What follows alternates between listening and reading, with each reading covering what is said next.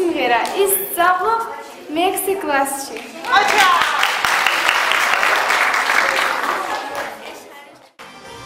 მართლაც დაუცხარი დღეა ჩვენთვის.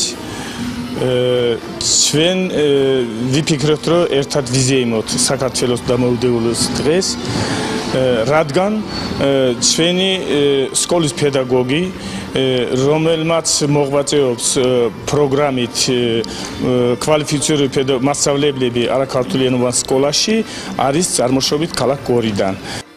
იდეის ავტორები ორივენი, მე და ნინო მთიულიშვილი ვართ, სკოლა ACE-ის ქართული ენის პედაგოგი და ეს იდეა წამოვიდა ისევ ჩვენი მეგობრობიდან.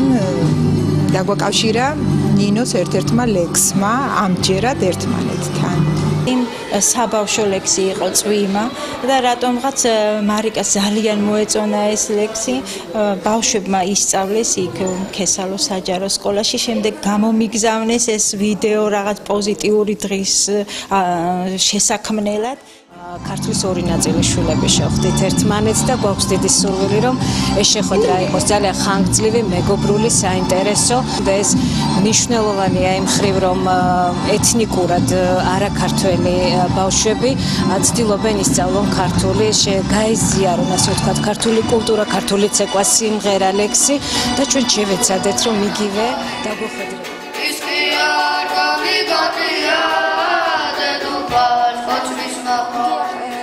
საქართველოს დამოუკიდებლობის დღეს აღნიშნავთ გორელ თანათოლებთან ერთად და მე ძალიან ბედნიერი ვარ, რომ ასეთი ლამაზი დღე გვაჩქა და დიდი მადლობა ჩემი მასწავლებლებს და ყველას.